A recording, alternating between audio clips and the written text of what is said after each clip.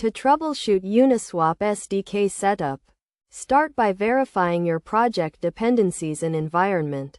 Ensure you have installed the Uniswap SDK using the correct package manager command, such as npm or yarn, and check your package JSON file for the correct version.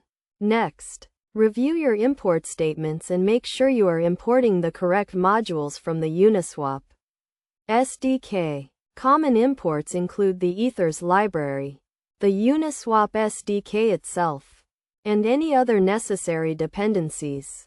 Check your wallet setup and provider configuration.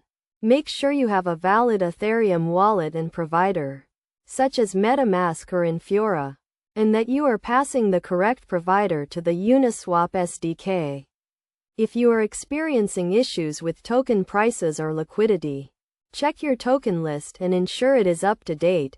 You can use the Uniswap SDK's token list utility to fetch the latest tokens. For issues related to swaps or trades, verify your swap parameters, including the token addresses, amounts, and slippage tolerance. Use the Uniswap SDK's quote function to get an estimate of the swap amount and check for any errors. Best practices for troubleshooting Uniswap SDK setup include checking the official Uniswap documentation and GitHub repository for known issues and example code. You can also use debugging tools, such as console logs or a debugger, to step through your code and identify any issues. By following these steps and best practices, you should be able to identify and resolve common issues with your Uniswap SDK setup and get back to building your decentralized application.